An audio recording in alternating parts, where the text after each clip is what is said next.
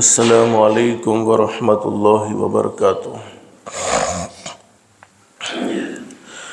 الحمد للہ وکفی وسلام علی عبادہ الذین اصطفی، اما بعد، اعوذ باللہ من الشیطان الرجیم، بسم اللہ الرحمن الرحیم۔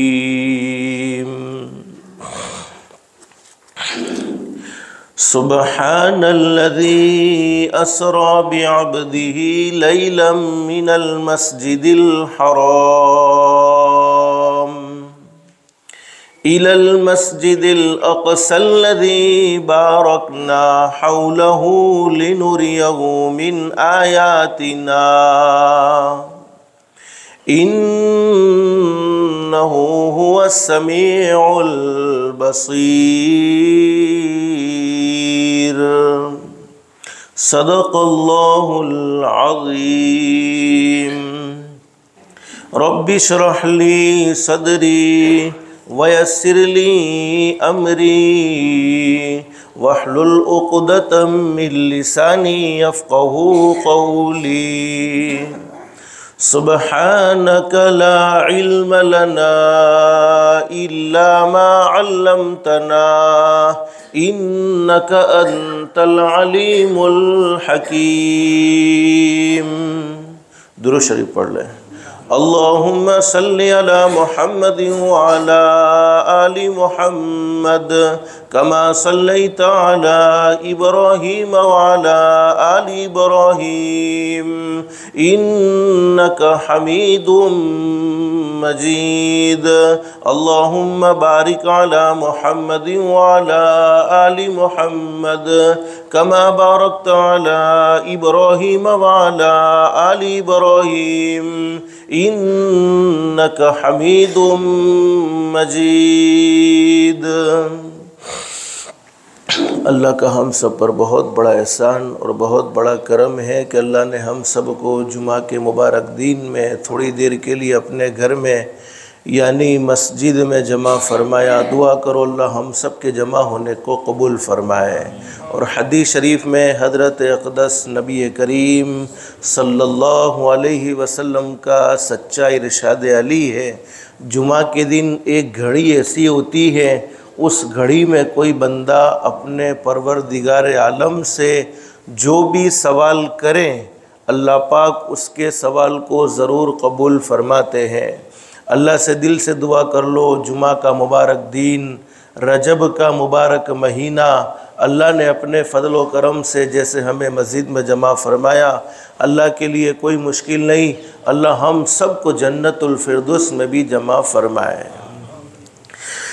گزشتہ جمعے میں ذکر کیا تھا کہ رجب کے مہینے میں ایک واقعہ پیش آیا ہے، اور اس واقعے کی مختصر تفصیل ذکر کرنے سے پہلے حضرت نبی کریم صلی اللہ علیہ وسلم کے دنیا میں آنے کا مقصد ذکر کیا تھا کہ حضرت نبی کریم صلی اللہ علیہ وسلم کی ہر وقت یہی فکر رہی اور اسی فکر میں پوری زندگی گزری ہے کہ امت کا ایک ایک آدمی دنیا کی زندگی میں بھی کامیاب ہو جائے اور مرنے کے بعد کی زندگی جس زندگی کا کوئی کنارہ نہیں یعنی آخرت کی زندگی میں بھی کامیاب ہو جائے۔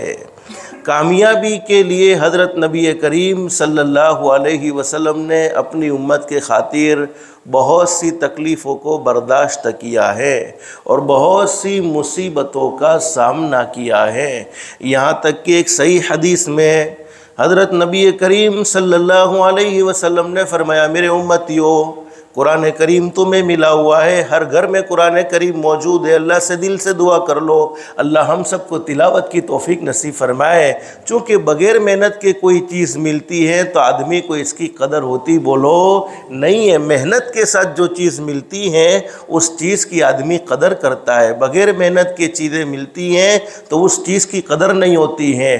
آج ہمارے گھروں میں کتنے دن ایسے گزر جاتے ہیں کہ ہمارے جوان بھائی، ہمارے جوان بیٹے، ہمارے بڑے بڑے لوگ قرآن کریم کو ہاتھ لگا کر دیکھتے تک نہیں ہیں۔ پڑھنا تو بہت دور کی بات، دیکھنا بھی نصیب نہیں ہوتا ہے۔ حدیث شریف میں فرمایا نبی کریم صلی اللہ علیہ وسلم نے، میرے امتیوں تمہیں یہ دین ملا ہے، ایمان ملا ہے۔ فرمایا نبی کریم صلی اللہ علیہ وسلم نے یہ کوئی معمولی قربانیوں سے دین نہیں ملا ہے، یہ کوئی معمولی قربانیوں سے ایمان نہیں ملا ہے۔ فرمایا نبی کریم صلی اللہ علیہ وسلم نے اس دین کے خاطر، اس ایمان کی محنت کے خاطر جتنا مجھے آزمایا گیا، جتنا مجھے ستایا گیا، جتنا مجھ پر حالات آئے ہیں، اتنا کسی اور پر نہیں آئے ہیں۔ اور حضرت نبی کریم صلی اللہ علیہ وسلم کے بارے میں نے گزشتہ ذکر کیا تھا کہ کفار مشرکین کو ہمارے نبی کی بات تو 100% سمجھ میں آ چکی تھی، لیکن گھمنڈ اور اکڑ کی وجہ سے وہ حضرت نبی کریم صلی اللہ علیہ وسلم کی دعوت کو قبول نہیں کرتے تھے، حضرت نبی کریم صلی اللہ علیہ وسلم کے پیغام کو قبول نہیں کرتے تھے، ورنہ حق ہونا اور حضرت نبی کریم صلی اللہ علیہ وسلم کا سچا ہونا انہوں نے اپنی آنکھوں سے دیکھ لیا تھا۔ اور میں نے یہ بھی ذکر کیا تھا کہ اگر دوست اچھا کہے تو اس میں کوئی کمال کی بات نہیں ہے، کمال تو تب ہے کہ دشمن بھی اچھا کہیں۔ اور ہمارے نبی حضرت محمد الرسول اللہ صلی اللہ علیہ وسلم کی اللہ پاک نے یہی شان بیان فرمائی ہے۔ ارے دشمنوں نے بھی حضرت نبی کریم صلی اللہ علیہ وسلم کو تسلیم کیا ہے، سچا نبی مانا ہے، البتہ ایمان نہیں لائے ہیں۔ اس کی وجہ یہ ہے کہ گھمنڈ کی وجہ سے انہوں نے ایمان قبول نہیں کیا ہے۔ تو علماء فرماتے ہیں کہ گھمنڈ، تکبر، بڑائی ایک ایسی خطرناک بیماری ہے کہ اس بیماری کی وجہ سے آدمی کا دماغ صحیح فیصلہ کرنے کی طاقت نہیں رکھتا ہے۔ جب انسان کے دل میں گھمنڈ آ جاتا ہے، تکبر آ جاتا ہے، بڑائی آ جاتی ہے، تو بڑائی اور تکبر کا نشہ یہ ہوتا ہے کہ آدمی کا دماغ پھر ٹھیک کام نہیں کرتا ہے، پھر وہ صحیح فیصلے کی طاقت نہیں رکھتا ہے۔ اور ایک حدیث میں فرمایا نبی کریم صلی اللہ علیہ وسلم نے، میرے امتیوں دل میں بڑائی آتی ہے اللہ سے معافی مانگتے رہو، اس لیے کہ بڑائی بولو کس کی صفت ہے؟ تکبر کون کر سکتا ہے؟ اللہ کر سکتا ہے، جس نے آسمان کو بنایا، جس نے زمین کو بنایا، جس نے چاند اور سورج کو بنایا، جس نے تمام کی تمام مخلوق کو پیدا کیا ہے۔ تکبر صفت اللہ ہی کی ہے، اللہ کی صفت میں ہمیں داخل ہونے کا کوئی حق نہیں ہے، ہم اللہ کی صفت میں داخل نہیں ہو سکتے ہیں۔ فرمایا نبی کریم صلی اللہ علیہ وسلم نے، قیامت کے دن متکبروں کی یعنی گھمنڈ کرنے والوں کی شکلیں تو انسانوں والی ہوگی، شکل سے تو وہ انسان ہی ہوں گے۔ پھر فرمایا نبی کریم صلی اللہ علیہ وسلم نے، مگر جسم چونٹی کے برابر ہو جائیں گے۔ کیڑی سمجھو سو نا، کیڑی نہ برابر جسم تھئی جائے، شکل تو انسان جیوی ایسے، پر جسم بدن چونٹیوں کے مانند یعنی کیڑیوں کی سائز کا ہو جائے گا۔ پھر فرمایا نبی کریم صلی اللہ علیہ وسلم نے، ذلت اور رسوائی دنیا کے اندر ہمیں تھوڑا کوئی ذلیل کر دے یا ہم اپنی بدعمالی سے ذلیل ہو جائے تو بولو کسی کو منہ بتانے کے قابل نہیں رہتے ہیں، ارے گھر سے باہر نکلنا پسند نہیں فرماتے ہیں۔ نبی کریم صلی اللہ علیہ وسلم نے فرمایا متکبر لوگوں کی شکلیں تو انسانوں والی ہوگی لیکن جسم چونٹیوں کے برابر ہو جائیں گے۔ پھر فرمایا نبی کریم صلی اللہ علیہ وسلم نے، ذلت اور رسوائی سے ہر طرف سے ان کا ذلت اور رسوائی ہر طرف سے انہیں گھیرے ہوئے ہوگی اور انہیں دوزخ کی آگ میں ڈال دیا جائے گا۔ اللہ ہم سب کی حفاظت فرمائے۔ اس لیے میرے پیاروں کبھی بھی بڑائی مت کرو۔ بڑائی بولو کس کو سوبھتی ہے، بڑائی کس کو سچتی ہے؟ ایک اللہ ہی کو سچتی ہے۔ اللہ نے کوئی مقام دیا ہے تو یہ کمال بولو ہمارا نہیں ہے، بولو کس کا کمال ہے؟ اللہ کا کمال ہے۔ اللہ نے علم دیا ہے تو یہ علم بولو ہمارا کمال، بولو کس کا کمال ہے؟ اللہ کا کمال ہے۔ اللہ نے صلاحیت دی ہے تو یہ صلاحیت بولو ہمارا کمال نہیں ہے بلکہ کس کا کمال ہے؟ اللہ کا کمال ہے۔ اللہ نے مال دیا ہے تو یہ مالدار ہونا کوئی ہمارا بولو کمال نہیں ہے، مال دینے والی ذات کس کی ہے؟ اللہ کی ہے۔ حضرت موسیٰ علیہ السلام بہت اونچے نبی گزرے ہیں، ہم سب جانتے ہیں۔ ہمارے نبی حضرت محمد الرسول اللہ صلی اللہ علیہ وسلم کی دنیا میں تشریف لانے سے پہلے بہت سے انبیاء کرام دنیا میں تشریف لائے، بہت سے انبیاء کرام اس دنیا فانی میں آئے۔ ان میں سے ایک نبی حضرت موسیٰ علیہ السلام ہے۔ حضرت موسیٰ علیہ السلام کوہ طور پر جاتے تھے، اللہ سے باتیں کرتے تھے۔ ایک مرتبہ حضرت موسیٰ علیہ السلام نے اللہ رب العالمین سے باتوں میں پوچھ لیا، بولو پوچھنے والے کون ہیں؟ حضرت موسیٰ علیہ السلام. کس سے پوچھا جا رہا ہے؟ اللہ سے پوچھا جا رہا ہے. الہ العالمین مخلوق میں یعنی تو نے دنیا میں جتنی مخلوق کے پیدا فرمائی ہیں، مخلوق میں سب سے زیادہ ناپسندیدہ تیرے یہاں پر کون ہے؟ بولو میرے پیارو، جو اللہ کی نظر سے گر جائے وہ کبھی بھی بولو مخلوق کی نظر میں اونچا ہو سکتا نہیں ہے. اس لیے کہ محبت کے، عزت کے، ذلت کے، نفرت کے، دشمنی کے فیصلے آسمانوں سے ہوتے ہیں. اگر اللہ محبت کرے گا تو تمام کی تمام مخلوق محبت کرے گی، اور اگر اللہ کی نظر سے گر گئے لاکھ کوشش کر لو عزت کمانے کی، پھر عزت مل سکتی نہیں ہے. فرمایا اللہ رب العالمین سے حضرت موسیٰ علیہ السلام نے، میرے پیدا کرنے والے اللہ، مخلوق میں سب سے زیادہ مقبوض جو تیری نظروں سے گر گیا ہو کون ہے؟ فرمایا اللہ رب العالمین نے، اے موسیٰ جس کا دل متکبر ہو، جس کے دل میں گھمنڈ بھرا ہوا ہو، بڑائی بھری ہوئی ہو، اکڑ بھری ہوئی ہو، وہ میری نظروں سے گر چکا ہے. پھر فرمایا اللہ رب العالمین نے، زبان کا سخت آدمی بولتا ہے ایسی باتیں کہ سامنے والے کے دل کے ٹکڑے ٹکڑے کر دیتا ہے، سامنے والے کا دل چیر دیتا ہے. اور بہت سے لوگ کہتے بھی ہیں نا، ارے جو زبان کا کڑوا ہوتا ہے وہ دل کا سچا ہوتا ہے. کہتے کہ نہیں کہتے؟ جو زبان کا کڑوا ہوتا ہے وہ دل کا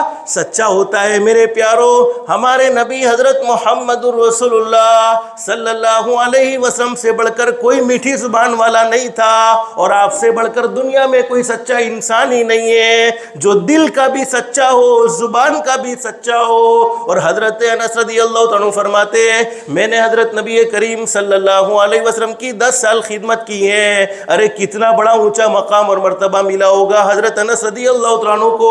فرمایا کہ 10 سال کی خدمت میں کبھی کبھی کچھ کام ایسے ہوتے تو ایسے بھی ہو جاتے تھے مجھ سے جو میرے محبوب کی مرضی کے خلاف ہوتے. یعنی میں چھوٹا سا تھا، بہت ساری بھولیں کر بیٹھتا تھا، بہت ساری غلطیاں کر بیٹھتا تھا.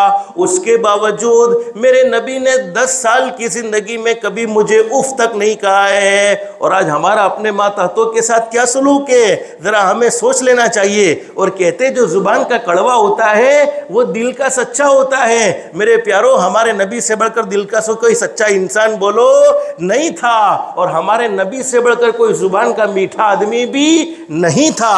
تو فرمایا زبان کا سخت، پھر فرمایا یقین کا کمزور. یقین مضبوط نہیں ہے، یقین فسفسا ہے، ایمان کمزور ہے، یقین کمزور ہے، وہ بھی اللہ کی نظروں سے گر جاتا ہے. پھر فرمایا نبی کریم صلی اللہ علیہ وسلم نے، ہاتھ کا بخیل. اللہ نے بہت کچھ دیا ہے، اس کے باوجود اللہ نے وہ جذبہ سخاوت کا نہیں دیا ہے کہ کسی غریب کی ہیلپ کی جائے، کسی غریب کی مدد کی جائے. حالانکہ مالدار بنانے والا بھی ایک اللہ ہے، غریب بنانے والا بھی ایک اللہ ہے. اللہ نے ہر ایک کو حکمت کے پیش نظر کسی کو مالدار بنایا، کسی کو غریب بنایا. یہ اللہ نے اپنے اختیار سے یہ فیصلہ کیا ہے. غریب بنایا تو اللہ پاک نے اسے اپنے اختیار سے غریب بنایا، مالدار بنایا تو اللہ پاک نے اسے اپنے اختیار سے مالدار بنایا. تو کوئی مالدار یوں نہ سمجھے کہ اللہ نے مجھے مال دے دیا تو میں نے یہ کمال کر لیا. نہیں، یہ تیرے رب کا فضل ہے، یہ تیرے رب کا احسان ہے. کب فضل رب کا ہے؟ جب مال حلال کمائی سے حاصل ہوا ہو. آج بہت سے لوگ کرتے ہیں، سود کے پیسے لے لیے، ویاس کے چکروں میں پڑے. ارے بہت سے لوگ مانگ رہے ہیں لیکن ادھار دینے کی کبھی توفیق نہیں ہوتی. کتنوں کے ادھار پیسے لیے ہوئے ہیں لیکن جب وہ مطالبہ کرتا ہے دینے کی توفیق نہیں ہوتی، اور گھر تیار ہو جاتا ہے، ھذا من فضل ربی لکھوا دیتے ہیں، ھذا من فضل ربی، یعنی یہ میرے رب کا فضل ہے. بلکہ میرے پیاروں، میں تو کہتا ہوں معاف کر دینا، اگر کسی نے حرام کمائی سے گھر بنایا ہے، اگر کسی نے دھوکہ دے کر کسی سے پیسہ لیا، اس کا پیسہ واپس نہ کیا، کتنا بھی عالی شان گھر بنا، وہاں ھذا من فضل ربی لکھنے کی کوئی ضرورت نہیں ہے. ھذا من فضل شیطان لکھنا چاہیے. یہ تیرے رب کا فضل نہیں، یہ تو شیطان کا فضل ہے کہ تو نے دوسروں کا حق مارا ہے اور اپنا بھلا کیا ہے. اللہ ہم سب کی حفاظت فرمائے. حدیث شریف میں لکھا ہے کہ ایک مرتبہ حضرت اقدس نبی کریم صلی اللہ علیہ وسلم تشریف فرمائے. حضرت نبی کریم صلی اللہ علیہ وسلم کی مجلس میں صحابہ کرام بھی بیٹھے ہوئے ہیں، اور وہ سیدھا سادہ کھانا صحابہ کرام کھا رہے ہیں. لیکن ایک صاحب کھانے بیٹھے ہوئے تھے اور وہ الٹے ہاتھ سے کھانا کھا رہے تھے. بولو اصل سنت کون سے ہاتھ سے کھانا ہے؟ ارے بولو نا کون سے ہاتھ سے ہیں؟ سیدھے ہاتھ سے. لیکن وہ کیا کر رہے تھے؟ الٹے ہاتھ سے کھا رہے تھے. حضرت نبی کریم صلی اللہ علیہ وسلم نے فرمایا اللہ کے بندے اللہ کی نعمتیں کھا رہے ہو سیدھے ہاتھ سے کھاؤ، اس لیے کہ سیدھے ہاتھ سے کھانا یہ میرا طریقہ، یہ میری سنت ہے، اور جس نے میری سنت سے محبت کی اس نے مجھ سے محبت کی، اور جس نے مجھ سے محبت کی وہ جنت میں میرا ساتھی ہوگا. کتنی زبردست خوشخبری ہمارے نبی نے سنا دی. اس کے باوجود حدیث شریف میں لکھا ہے کہ جو آدمی کھانے بیٹھے ہوئے تھے نا ان کے دل میں گھمنڈ تھا، بڑائی تھی، تکبر تھا، اکڑ تھی. سوچنے لگا کہ سب کے سامنے نبی کی بات کو مان لی تو میں چھوٹا ہو جاؤں گا، ذلیل ہو جاؤں گا. جیسے آج بھی بہت سے لوگ سوچتے ہیں نا کسی بڑے نے کسی چھوٹے کو اصلاح کے لیے کوئی بات کہہ دی، اب وہ سوچتا ہے کہ سب کے سامنے اس کی بات کو مان لیا تو کیا ہو جائے گا؟ ناک کٹ جائے گی. تو میرے پیارو اتنی لمبی ناک کرتے ہی کیوں کہ کٹنی پڑے؟ اتنی لمبی ناک کرنے کی ضرورت ہی کیا پڑے کہ کاٹنے کی ضرورت آ جائے؟ اب اس کے دل میں گھمنڈ تھا، سوچ لیا کہ سب کے سامنے نبی کی بات کو مان لیا تو چھوٹا ہو جاؤں گا، ذلیل ہو جاؤں گا. بولو نبی کی بات کو ماننے میں عزت تھی یا ذلت تھی؟ ارے بولو نا اس سے بڑی عزت کیا ہو سکتی ہے کہ جس کو جنت میں نبی کا ساتھ مل جائے، جو نبی کا سچا عاشق شمار ہو جائے، اس سے بڑی عزت کیا ہو سکتی ہے؟ ہمارے نبی نے پھر فرمایا اللہ کے بندے اللہ کی نعمتیں کھا رہے ہو سیدھے ہاتھ سے کھاؤ، اس لیے کہ سیدھے ہاتھ سے کھانا یہ میرا طریقہ، یہ میری سنت ہے. وہ صاحب کے دل میں گھمنڈ تھا، کہہ دیا اللہ کے نبی میرے سیدھے ہاتھ میں پرابلم ہے. حالانکہ پرابلم تھا نہیں لیکن گھمنڈ تھا، اس کی وجہ سے کہہ دیا اللہ کے نبی میرے سیدھے ہاتھ میں پرابلم ہے، میرا سیدھا ہاتھ کام کرتا نہیں. یہ حدیث شریف میں لکھا ہے حضرت نبی کریم صلی اللہ علیہ وسلم نے فرمایا اللہ کے بندے یہ اچھا طریقہ یہی ہے کہ آپ سیدھے ہاتھ سے کھاتے. اگر آپ کا سیدھا ہاتھ درست ہے تو سیدھے ہاتھ سے کھاؤ، ورنہ آپ کی مرضی. علماء نے لکھا ہے کہ کھانا کھا کر فارغ ہوا سیدھا ہاتھ ہمیشہ ہمیشہ کے لیے بیکار ہو گیا.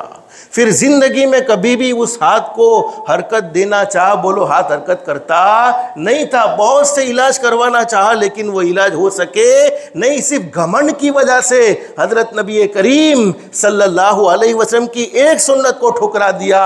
ایک صحیح بات کو تسلیم کرنے پر اس نے یوں سمجھا کہ میں چھوٹا ہو جاؤں گا، میں ذلیل ہو جاؤں گا. میرے پیارو آج نماز نہ پڑھنے والے سب سے بڑے گھمنڈی ہیں، فجر کی نماز میں سونے والے سب سے بڑے گھمنڈی ہیں، جو اپنے رب کو یہ چیلنج کرتے ہیں، اپنے رب کے سامنے یہ بات کرتے ہیں تو جو کرنا ہے کر لے، میں فجر میں اٹھنے والا. ارے کسی انسان کے سامنے گھمنڈ کیا ہوتا تو بچنے کے کچھ چانسز تھے کہ اس کی حفاظت ہو جاتی. جس نے رب کے سامنے گھمنڈ کر لیا اس نے کبھی سوچا نہیں کہ میں میرے رب کے سامنے متکبر بنا ہوں، میں میرے رب کے سامنے گھمنڈ کرنے والا بنا ہوں کہ ہر روز الصلاۃ خیر من النوم، الصلاۃ خیر من النوم کی صدائیں لگائی جا رہی ہیں. کتنا زبردست سمجھایا جا رہا ہے، او لوگوں سوئے ہوئے ہو، اگرچہ تمہیں نیند پیاری لگتی ہے کہ نیند سے کئی گنا زیادہ نماز بہتر ہے، تو فجر کی نماز میں سونے والے سب سے بڑے گھمنڈی لوگ ہیں کہ رب نے اتنے خوبصورت انداز میں پکارا، اس کے باوجود بولو میرے ابا مجھے پکارے، بلاوے بیٹا ادھر آؤ، میں نہ جاؤں. ارے بولو گھمنڈ ہے کہ نہیں کہ باپ نے بلایا ہے، باپ نے مجھے بلایا ہے، باپ نے مجھے آواز دی ہے اور میں اس باپ کی آواز پر لبیک نہیں کہتا. ارے ماں نے بلایا ہو، حالانکہ شریعت کا مسئلہ تو یہ ہے کہ اگر ماں پکار رہی ہو، آدمی نفل نماز میں مشغول ہے، نفل نماز توڑ کر ماں کی خدمت میں چلا جائے تو ماں باپ ہمیں بلائے، آپ اپنے نوکر کو بلاؤ بھائی یہاں ہو جے، اور وہ کان بہرے کر لے تو کیا کرو گے؟ آپ اس کو رکھو گے نوکری پر؟ ارے بولو نا اس کو رکھو گے نوکری پر؟ ایک مرتبہ سمجھا دیا، دو مرتبہ سمجھا دیا، تین مرتبہ سمجھا دیا، پھر بھی وہ اپنے کان بیرے کرتا ہے، اس کا سیٹ اسے بلاتا ہے، اس کے باوجود وہ نہیں آتا. تو پیدا کرنے والا اللہ تو ہمیں روزانہ 5 مرتبہ بلاتا ہے. کتنے گھمنڈی ہیں وہ لوگ جنہوں نے صرف نماز کو جمعہ کے ساتھ خاص کیا ہوا ہے اور اللہ کی مدد کے وہ منتظر رہتے ہیں. اللہ ہم سب کی حفاظت فرمائے. حدیث شریف میں لکھا ہے کہ ایک صحابی جن کے سیدھے ہاتھ میں تکلیف تھی، سیدھا ہاتھ بولو کام کرتا نہیں تھا، بہت سے علاج کیے، طبیبوں کو بتایا، حکیموں کو بتایا، لیکن کوئی فائدہ نہ ہوا. پریشان ہو کر حضرت نبی کریم صلی اللہ علیہ وسلم کی خدمت میں آئے اور حضور صلی اللہ علیہ وسلم کی مجلس میں صحابہ صحابہ کرام کھجوریں کھا رہے ہیں. اب وہ صحابی بھی آ گئے اور انہوں نے بھی کھجوریں کھانا شروع کر دیا, لیکن وہ کھجوریں الٹے ہاتھ سے کھا رہے, سیدھے ہاتھ سے بولو نہیں کھا رہے. کیوں سیدھے ہاتھ سے نہیں کھا رہے؟ اس لیے کہ ان کے تو سیدھے ہاتھ میں تکلیف ہے, سیدھا ہاتھ کام کرتا نہیں ہے, الٹے ہاتھ سے کھجوریں کھا رہے ہیں. حضرت نبی کریم صلی اللہ علیہ وسلم نے فرمایا اللہ کے بندے, اللہ کی نعمتیں کھا رہے ہو سیدھے ہاتھ سے کھاؤ, اس لیے کہ سیدھے ہاتھ سے کھانا یہ میرا طریقہ, یہ میری سنت. جس نے میری سنت سے محبت کی اس نے مجھ سے محبت کی, اور جس نے مجھ سے محبت کی کل جنت میں میرا ساتھی ہوگا. صحابی کو چاہیے تھا کہ اللہ کے نبی کے سامنے کہہ دیتے اللہ نبی મારા હાથમાં પ્રોબ્લેમ છે એટલે હું ઉલટા હાથથી ખાઉં છું. કહેી શકते थे કે નહીં કહેી सकते थे کہ મારો સીધો હાથ કામ કરતો નથી એ માટે હું ડાબા હાથથી ખાઉં છું. لیکن ایسا نہیں کہا, بلکہ اپنے ہاتھ کو مخاطب کر کے کہہ دیا, ہاتھ کو پکارا, ہاتھ کو مخاطب کر کے فرمایا کہ ہاتھ تو طبیبوں سے نہیں مانا, تو حکیموں سے نہیں مانا, تو ڈاکٹروں سے نہیں مانا, بہت سے علاج کرنے والوں کے پاس تجھے لے جایا گیا, تو مجھ سے نہیں مانا. اب تو تجھے حضرت نبی کریم صلی اللہ علیہ وسلم کے سامنے لا کر رکھا ہے, حضور کی بات تو تجھے ماننی ہی پڑے گی. یوں کہہ کر ہاتھ کو ایک جھٹکا دیا. علماء جانتے ہیں کہ سیدھا ہاتھ درست ہو گیا اور چلنے لگا. پھر کھجوریں سیدھے ہاتھ سے کھانا شروع کر دیا. کھجوریں کھا کر فارغ ہوئے. حضرت نبی کریم صلی اللہ علیہ وسلم کے قریب آئے, فرمائے میرے محبوب آپ کے سامنے بیٹھ کر آپ کی مخالفت کرنا مقصود نہیں تھا, آپ کے دل کو ناراض کرنا مقصود نہیں تھا. حقیقت حال یہ ہے کہ میرا سیدھا ہاتھ کام نہیں کرتا تھا, بہت سے علاج کیے لیکن کوئی فائدہ نہ ہوا. سوچا کہ آپ کی مجلس میں چلا جاؤں, آپ کوئی نسخہ بتلائیں اور اس نسخے پر عمل کر لوں اور اللہ مجھے شفا دے دے. الحمدللہ اتباع سنت کے جذبے نے مجھے شفا دے دی اور میرے ہاتھ کو درست کر دیا. علماء نے دونوں نتیجے نکالے. جو لوگ بڑی بڑی بیماریوں سے محفوظ رہنا چاہتے ہیں, بڑی بڑی بیماریوں سے حفاظت چاہتے ہیں, وہ اپنی زندگی کو سنت کے مطابق گزارنے کا اہتمام کریں. اور اگر کوئی بیماری لگ بھی گئی ہے, سنت کے مطابق زندگی گزاریں گے, اللہ پاک اس بیماری کو اپنے فضل و کرم سے ختم فرما دے گا. بہت سے کو ٹانگے یعنی پیر دکھنے کی تکلیف ہوتی ہے, بولو ہوتی کہ نہیں ہوتی ہے؟ پیر دکھنے کی تکلیف ہوتی ہے, کمر کی تکلیف ہوتی ہے.